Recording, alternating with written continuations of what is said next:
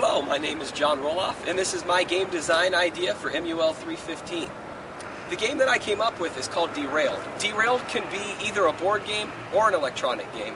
It's a very simple theme. The idea surrounds trains, manipulating trains along tracks. It's a puzzle game. Derailed is a series of tracks, and you need to get a train in the proper order. You bring the locomotive to the front of the track, and then you need to bring the freight cars in behind it.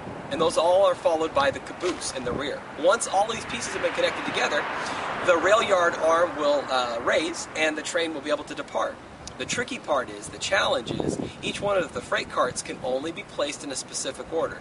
Positive and negative magnetic poles on either side. So if they are the same pole, they bounce away from each other. This is the risk and reward element. You might have to backtrack a couple of your freight cars to get the proper order. There's an even amount of positive and negative poles on the train cars, so they will connect. It's just a matter of getting them in the proper order. The maps change. It's not just one static level.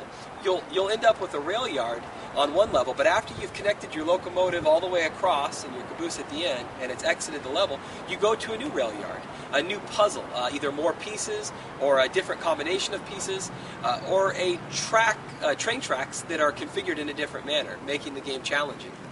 Trains bring about thoughts of old times, of freight cars and travel, of items being moved all the way across our country by a series of tracks.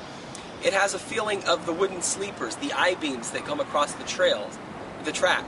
And these all create a unique theme, a classic theme. And that's taken over into the board game and into the video game.